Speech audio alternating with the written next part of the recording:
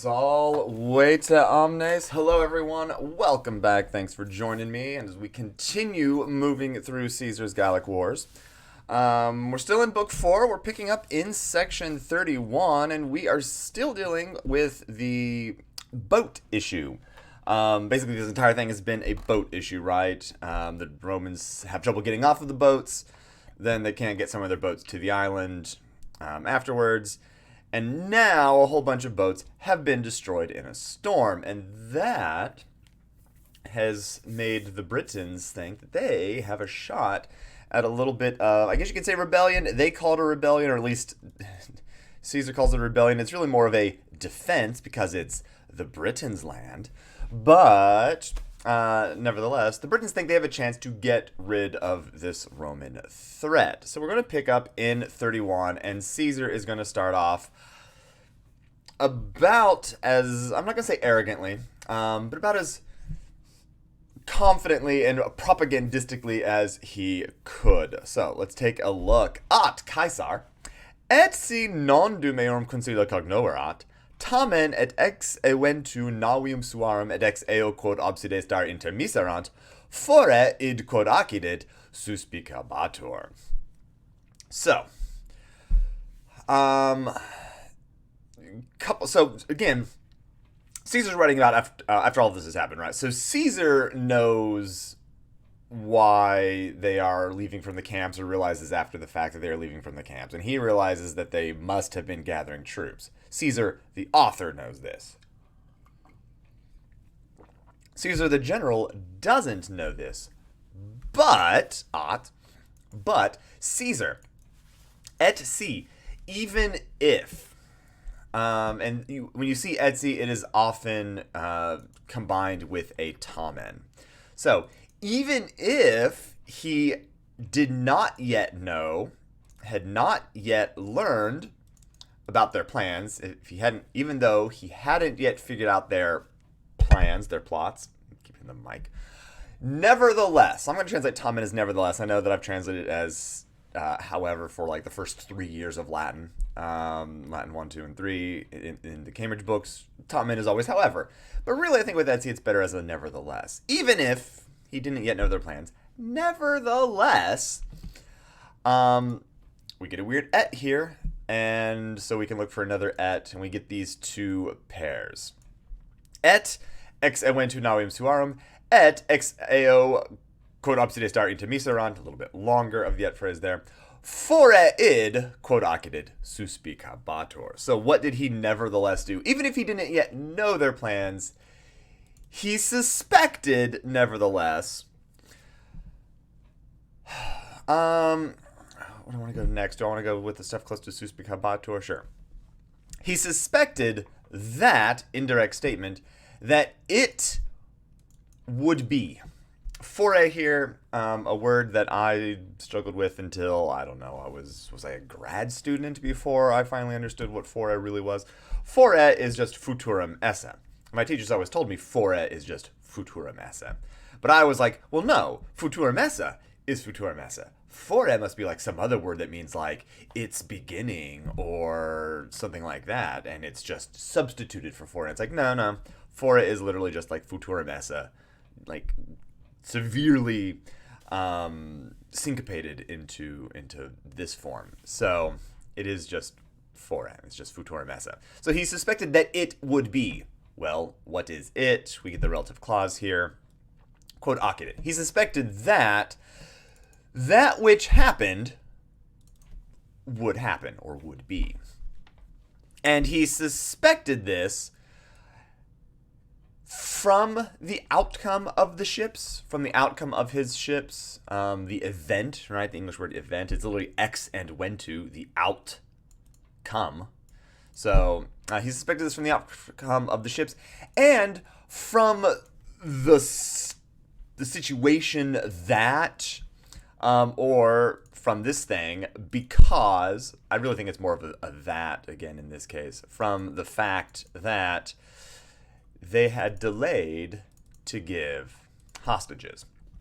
If we remember earlier, way back in 27, They gave part of the hostages immediately, and part they said that they would give after a few days once they were summoned from farther parts of the area. But intermiseron, they had delayed in that, and so they were taking a little bit longer than usual to get these hostages that they said they would. And also, well, it's kind of obvious that we don't have any boats right now. Itaqua ad omnes casus subsidia comparabat. So, oh, look, Caesar being a good general, or really just a general. And so, he obtained supplies, aids, things that help, right? So, maybe supplies to all or for all outcomes, for all events, for all, and casus can have a negative connotation to it, so for all misfortunes. So, something bad is probably going to happen here. I need to take steps to prevent bad things from happening. So, Caesar being I would say a good general, but really just being a general. Nam, et frumentum ex agris quotidiae in castra conferebat, et quae gravissime afflicterant naves, eram materiat quae ad reliquas reficiendas utebatur, et quae ad eas res erant usui ex continenti comportare iubebat. The second half of the sentence irritates me so much. Not because it's hard to translate, but because it's like so obvious that he was just kind of lying earlier. He was lying in 29. So let's see what it says, and then we can go back and look at that. 4. 4. Weird et suddenly showing up. So do we have another et? Yeah, we've got another et. So both, or perhaps maybe on the one hand, he was bringing together or gathering grain from the fields every day into the camps. So he's bringing grain from the fields into the camps. Good, right? Supply of food. And where is my main verb? Yeah, we've got 2. I think we've got an et here, and then we're going to have another et here. And he was using utebator. Again, deponent verb, so always going to look passive, but is active. But also weird because it takes an ablative as its direct object. At least that's how we translate it in English. So he was using the materia, the material. This is not Final Fantasy VII, not a sponsor.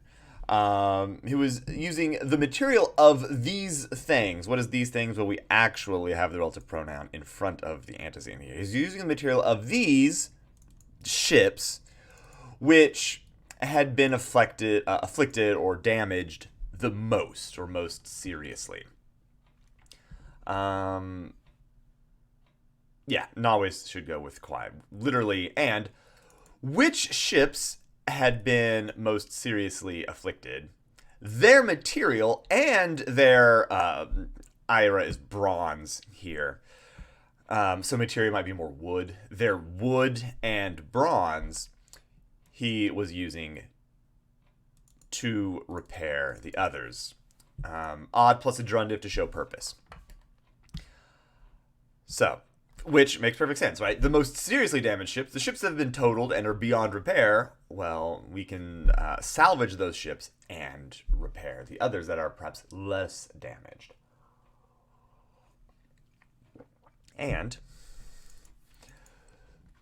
which things were useful? So here's that dative of purpose. The things which were for a use. This is often used with another dative, but here he's using it with the prepositional phrase odd. Caesar likes to, I would say, I hesitate to say overuse prepositions, but he tends to use prepositions more than you might need to. Again, usually you get a double dative construction here. You would have rebus erant usui, which were useful for these things, eis rebus. But he uses the prepositional phrase,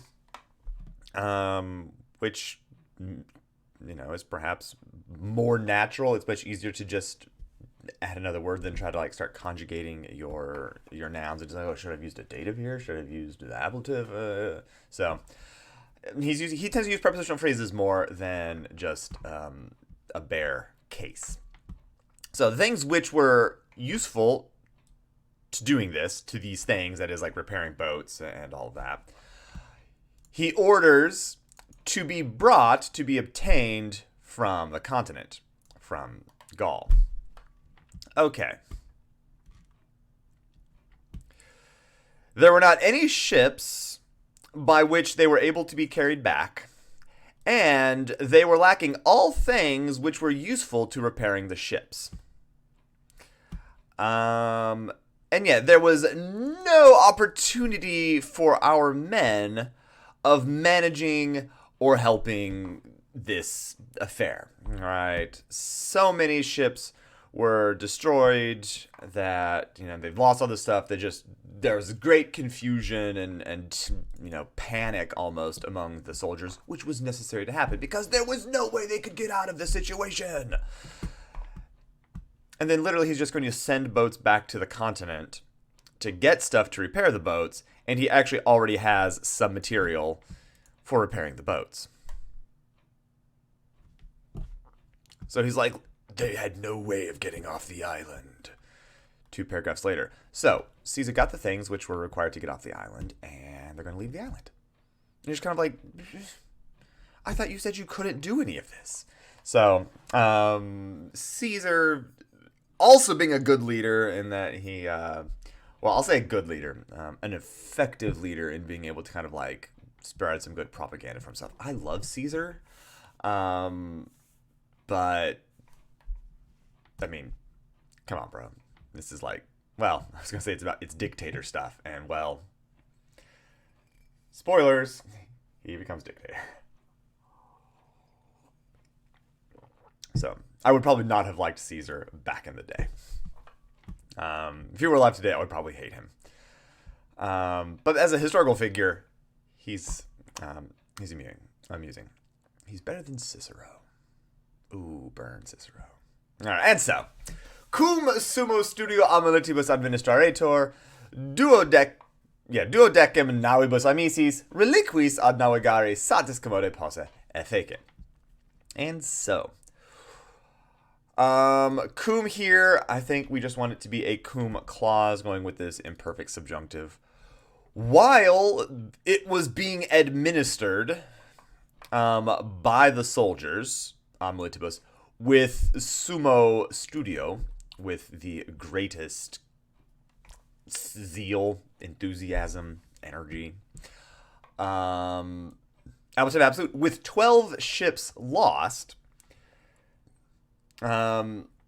he brought it about, he made it that, result clause, that it was able to be sailed conveniently enough. Commode satis. He was able to be sailed, weirdly passive with navigare here, right?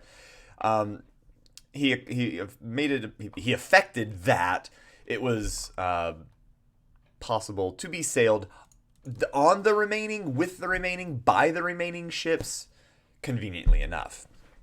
So yeah, we don't have. I don't remember how many ships he's brought. I thought there was 20 somewhere. I thought I remember seeing 20 in some section somewhere. Maybe it's not in this one, but yeah. So he comes with a whole lot of ships. He lost 12, but the other ships, they're at least able to get back to the continent at this point. So at least they will be able to.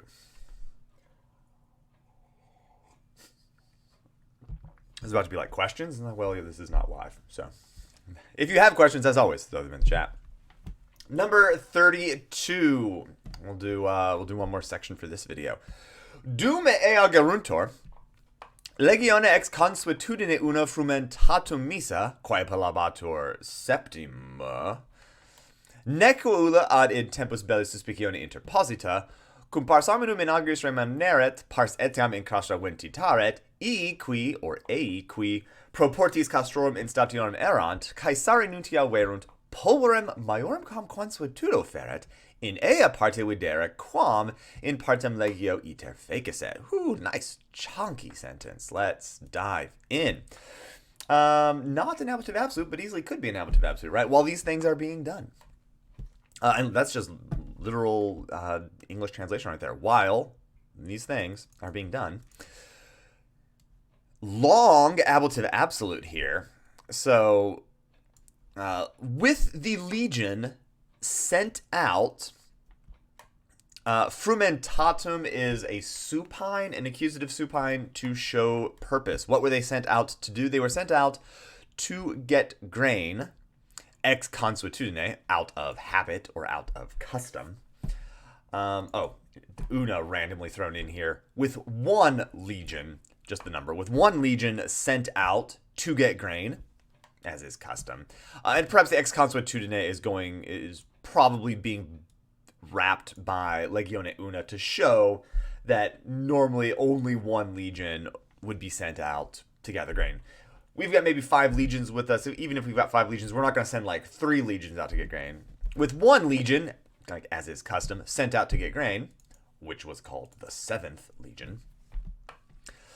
Nequa ulla ad id tempus bellis suspicione posita, another ablative absolute, connected by nequa. And with not any suspicion of war,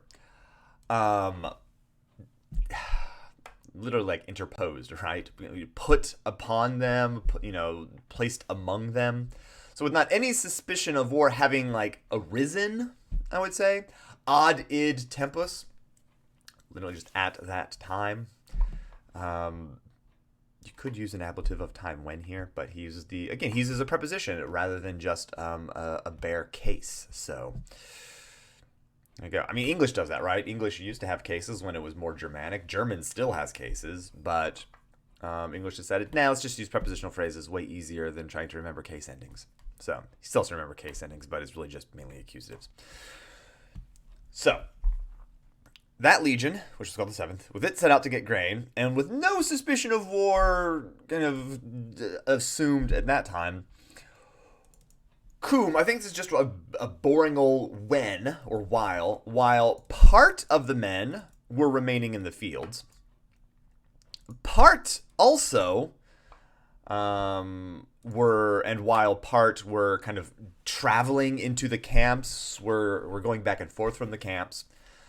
So the idea here is you send out the whole legion and, a few thousand of them are cutting down grain and bundling it and stacking it.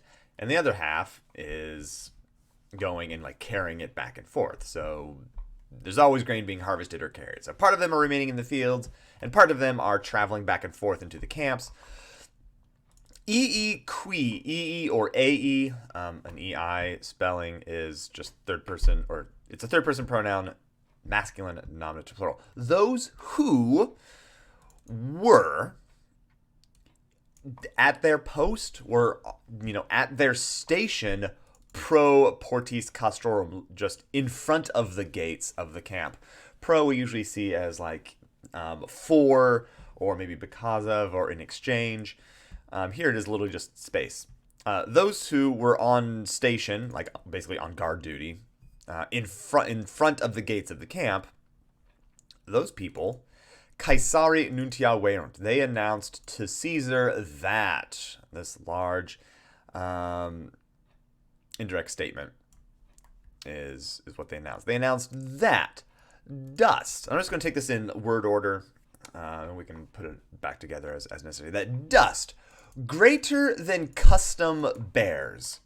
So basically more dust than usual, right? That dust greater than, typical situations bring. In that part was seen. All right, well, in which part? In which part? So in ea parte, quam in partem. So Caesar being very emphatic here about it is that part, that very part, that part right there.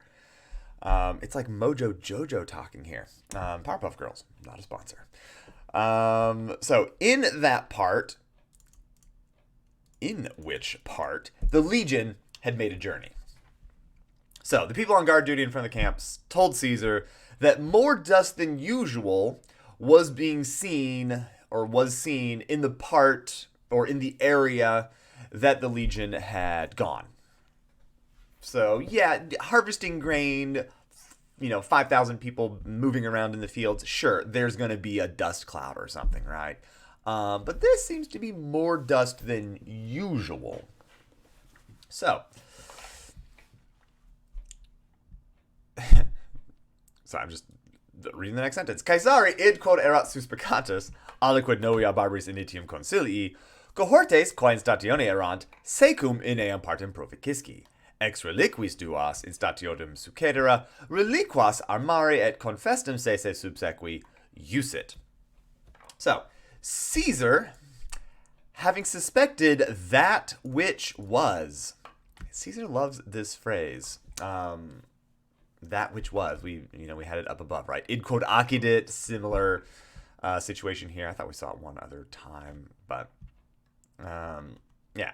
So Caesar, having suspected that which was, and then you get apposition to id. So he suspected that which was going on.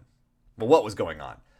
Namely that something of a new plan, or basically just some new plan, had been begun by the barbarians.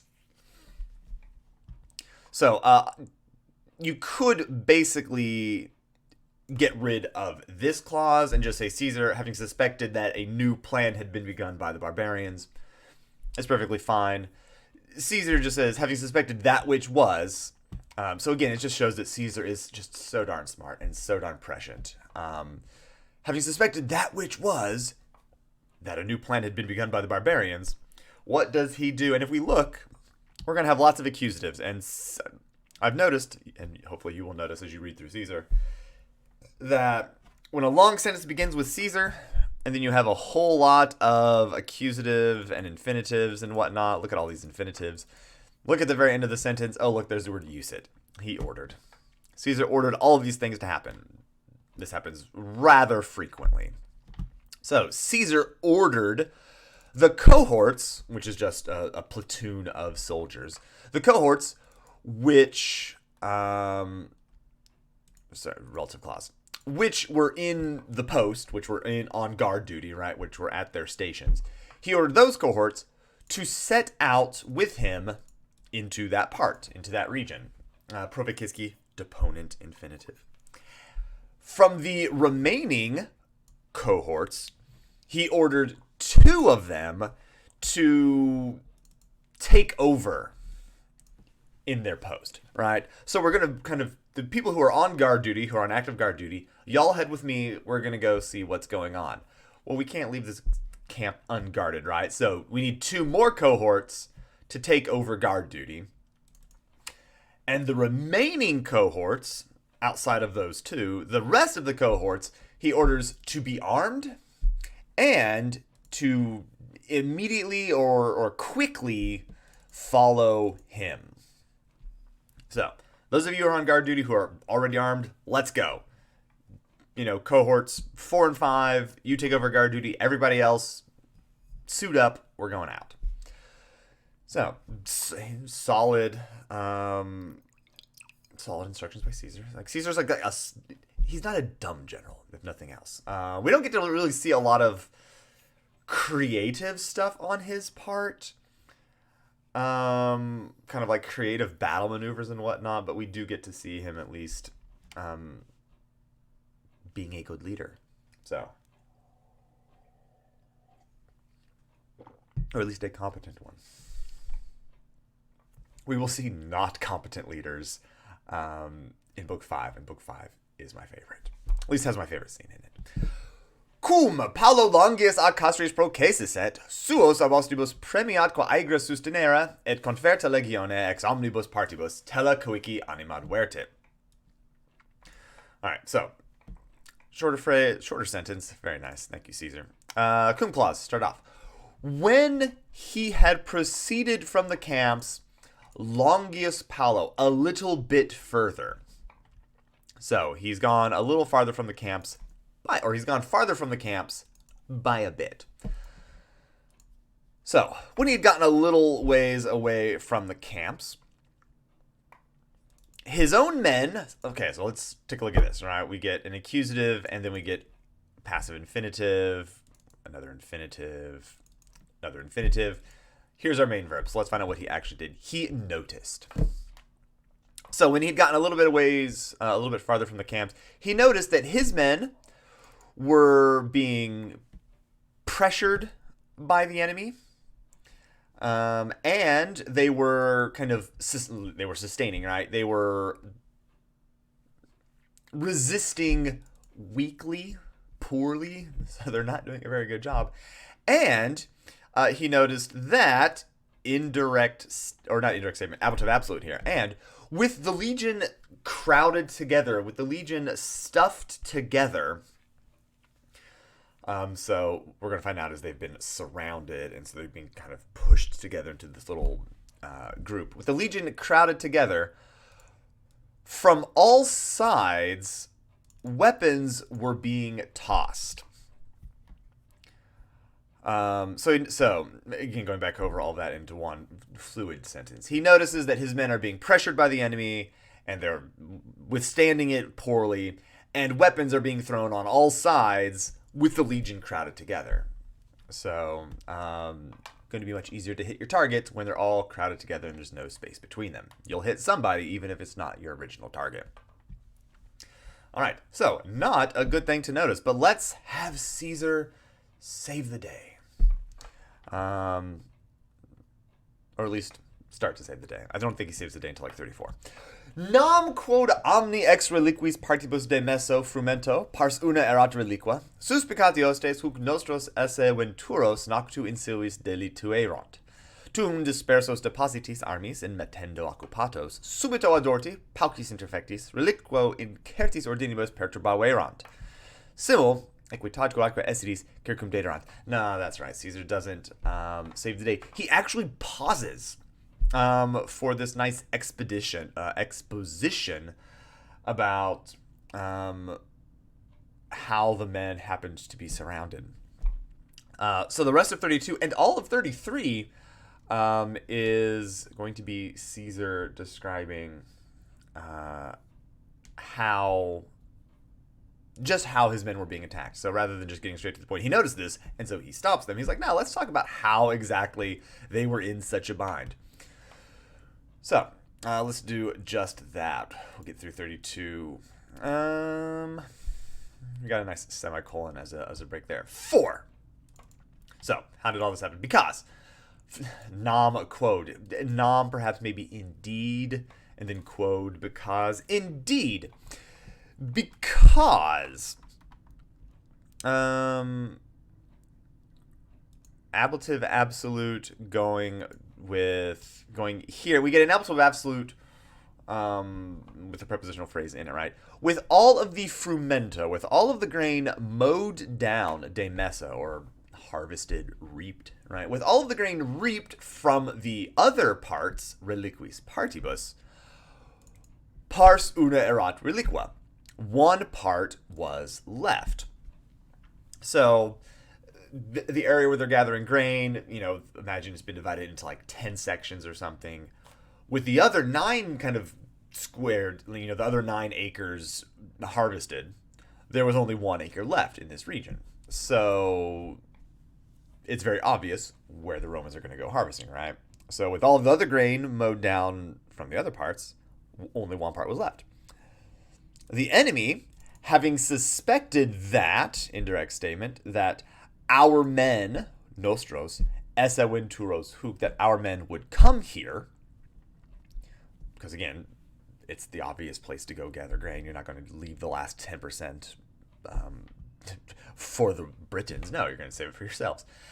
At night, in the forest, they hid, delituerant. Then,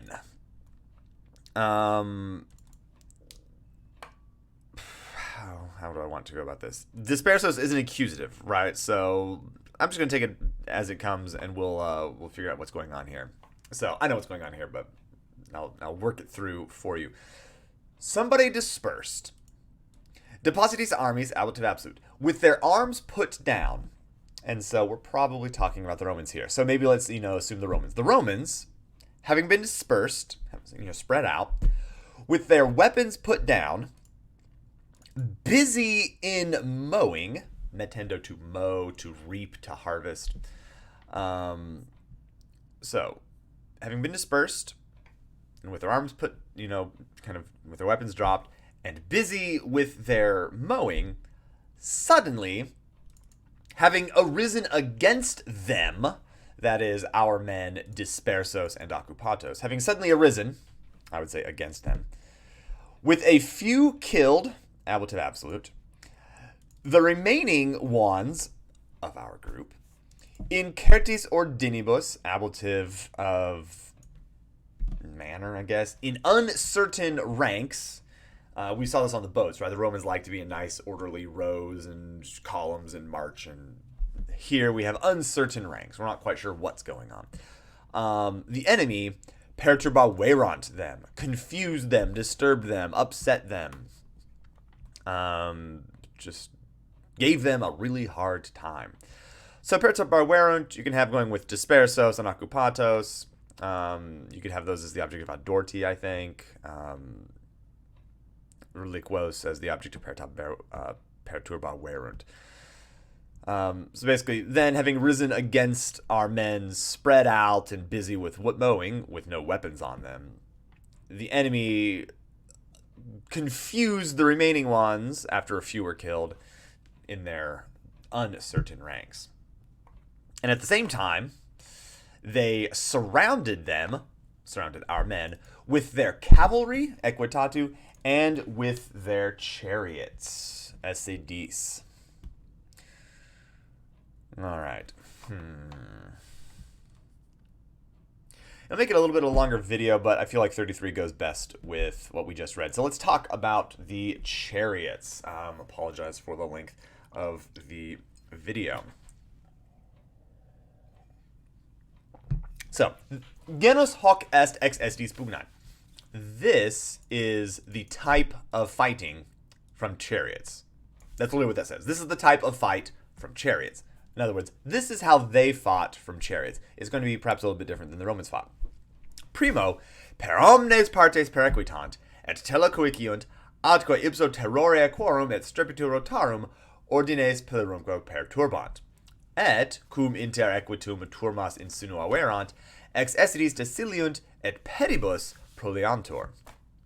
So first, they ride their horses through all the parts. So they're just riding horses through the section of the army. They ride their horses through all parts, and they throw weapons, and they basically cause general confusion. They confuse the ranks for the most part by the very, very terror of the horses, the very kind of like frightfulness of the horses, and by the noise of the wheels. So imagine you're a foot soldier in the ranks, and suddenly these chariots just start running right at you, right? And not like in a normal kind of like straight on Red Rover fashion, in almost a more chaotic fashion where they're coming from the left, they're coming from the right, they're coming diagonally, coming all around. So they're just they're pair equitant, right? They're just kind of going throughout all of the regions. So they generally confuse the ranks. And when cum, and actually we're going to have a cum clause here, and we'll talk a little bit about that. Whenever they have kind of like, insinuate is the English word here, right? Whenever they have kind of like woven themselves among the groups of cavalry, among the groups of the knights, they jump down from the chariots and they fight on foot. They fight as with foot soldiers, or as foot soldiers. Cum here going with an indicative. You can have a cum clause with an indicative. Normally it's a subjunctive, but here we have indicative. It kind of means whenever. It's just a little bit stronger than cum plus a subjunctive. So whenever they have kind of weaved themselves among the different groups of the cavalry, they jump down from the chariots and they fight on their feet. Aurigae interim palatem ex prolio excadunt, atque ita curus conlocant ut, si ilia multitudine hostum premantur, expeditum ad quos receptum habeant. Aurigae, the charioteers. So each chariot's going to have multiple people on it, right? You've got the driver and you have the fighter. So the fighter jumps down. The charioteers, in the meanwhile, go away. They retreat, I will say. They retreat a little ways away from the battle. So they're not in the thick of things, right? They just go out to the edge of the battlefield. And they place their chariots. They place their curus, fourth declension down. They place their chariots in such a way that if those guys are pressed by a multitude of the enemy, so if their men start to get pressured and start to kind of need help, they have a quick, almost like a quick getaway to them. They have a quick reception to them. So they're getaway drivers. All right. So they go and they wait out like the corner, right? So imagine like 1920s bank robberies or something, right? Or 30s or whenever there were the bank robberies. You have your men go in and do all the business. You just kind of sit in your car at the street corner. And then when your men come out of the bank, you have a quick recovery of them. So, or to those people. So that's what's going on here. The charioteers hang outside the battle a little bit, and they arrange their chariots in such a way that they have a quick recovery to them if they are pressed by a group of the enemy.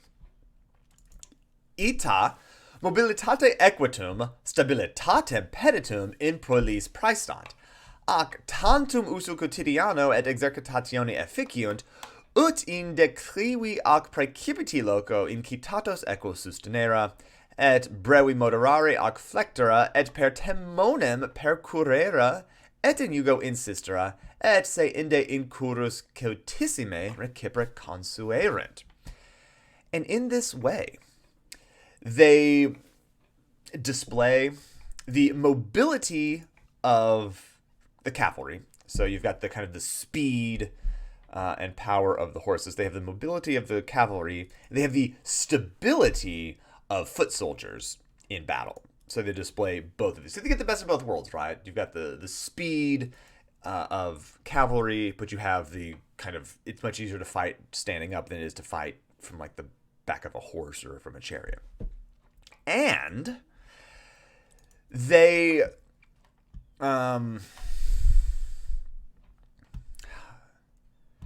they accomplish so much. I'll go with that. Tantum efficiunt.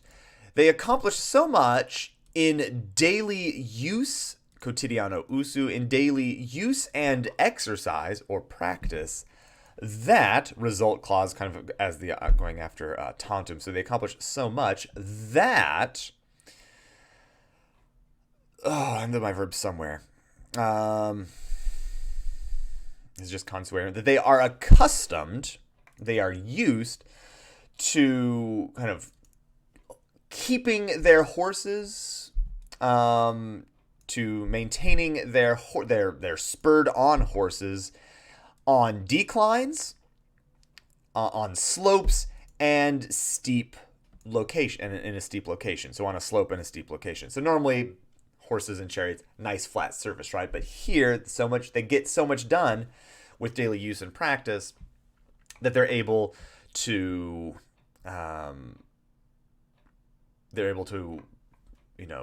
control their horses even on a not flat surface. And so they're able to kind of, maintain their horses spurred on in these various locations. And they're able to kind of control them in like small areas or something, like in a small space. They're able to kind of like control them and turn them quickly. Maybe would be a good way to translate brewi. Brewi like brewi tempore, in a short time. So they can kind of control them and bend them, turn them in a short space or time. And this is perhaps my favorite part, they're accustomed to running along the temo. They're accustomed to running along the axle. So you've got your horses up here. You look at my camera. You've got the horses up here. Then you've got this beam. You've got this crossbar, this axle that connects the yoke of the horses to the chariot. And so they would run along this beam. So they hop out of the chariot. They run along this beam. Percurrere per temonem. They stand on the yoke and they recover themselves. They return basically from there, that is the yoke, back into the chariot very quickly. So it's almost like stunt riding. If you've ever seen people doing like stunts on motorcycles or cars or something, right? They literally, like, normally you would fight like from the chariot, but they would jump out of the chariot, run along this axle, and stand on the yoke for some reason. I don't know what advantage that provides, but, you know, stand on the yoke, and then they can very quickly run back into the chariot itself. So definitely would be a sight to behold. And you can imagine why that might confuse the Romans, who are used to just kind of, again, a Red Rover sort of battle style where you just kind of line up and march at each other, and whoever's stronger wins. This is a bit more chaotic, and it perturbarwerund, right? It confused and upset the ranks of the Romans. All right. Very good. So that will end today. So we know how the Romans and the Britons are fighting right now, or at least we know how the Britons are fighting. The Romans are fighting Igra weekly. And we should be able to finish up this in the next video. So thank you so much for joining me. I'm sorry it's a longer video, just over 40 minutes. So you have the opportunity to take a break at any point. So thank you so much for joining me. If you have any questions, as always, throw them in the comments down below.